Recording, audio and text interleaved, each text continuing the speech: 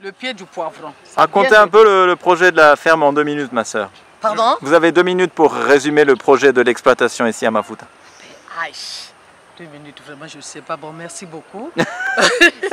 Oh, ben, il faut lier et l'intellect et la terre. Oui. Parce que ça ouvre aussi l'esprit, le travail de la terre. Et ici au Congo, on dit que l'agriculture, c'est la priorité des priorités. Donc, on dit même aussi, il y a des slogans, on dit une école, un champ. Mais nous, on dit une communauté, un champ. Alors, on s'est dit quoi?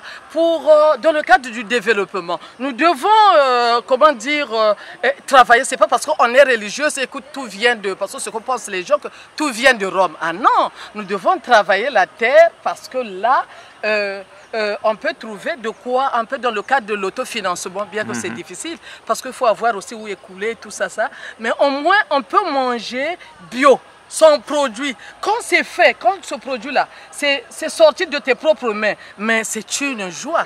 Et nous produisons, bien que de temps, nous allons aussi travailler à la Rumboshi. Certaines vont au centre de santé. Bon, moi, j'allais à l'école, mais au retour, je viens faire quelque chose. Et quand les jeunes du quartier ont vu que les sœurs, nous, on croyait que les sœurs se levaient, priaient, mangeaient et accueillaient les démunis, mais elles travaillent aussi, ils se sont dit, mais pourquoi pas se joindre à eux? Et les jeunes, voilà pourquoi on a ces jeunes-là qui, de temps en temps, nous aident. Donc, dans le cadre du développement, nous essayons d'aider les jeunes. Vous êtes d'avoir des volontaires de France, alors? Ben, mais ils ne seront que les bienvenus.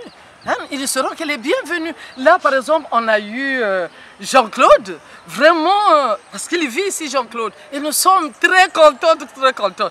Ce matin, même les jeunes étaient vraiment contents de voir un jeune qui vient de la France et qui rentre là, dans la boue que les autres peuvent appeler la vase. Mais ce n'est pas de la vase, mais c'est seulement de la boue. Donc là, ce matin, ils ont sorti l'eau d'abord, et puis la boue là. Mais comme ils ont beaucoup travaillé, ils se sont dit, bon, on se repose, on verra ça la semaine prochaine, parce qu'en un jour, on ne peut pas finir. Parce qu'on voudrait agrandir et mettre peut-être des poissons, une autre variété, qui est une variété qui va pousser grandir en 6 mois.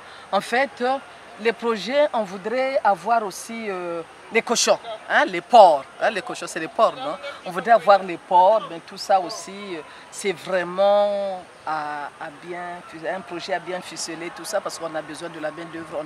Et la main-d'œuvre, c'est pas gratis, gracieuse, ça fait un petit...